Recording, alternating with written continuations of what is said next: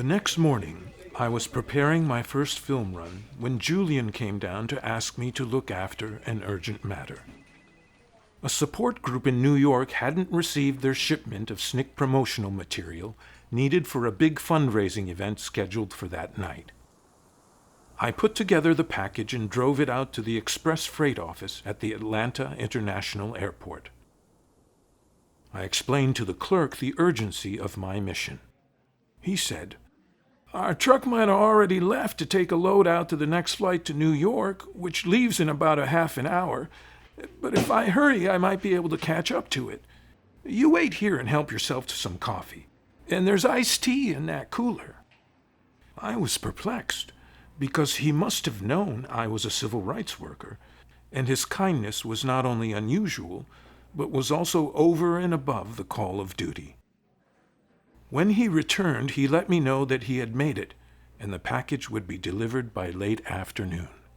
I thanked him profusely. "Well, you know," he said, "I guess from the waybill that you're probably Japanese. My brother was part of the lost battalion that was surrounded by the Germans. He told me he'd be dead if it weren't for those brave boys of the 442. I really didn't know what he was talking about, but I learned later that he was referring to the heroic rescue of the 1st Battalion, 141st Infantry, originally a unit of the Texas National Guard that was surrounded by the German army in the Vosges Mountains of France in the fall of 1944. 2 earlier rescue attempts had failed, but the third, conducted by the 442nd Regimental Combat Team, a special unit of Japanese Americans, broke through and saved the remaining 230 men of the lost battalion.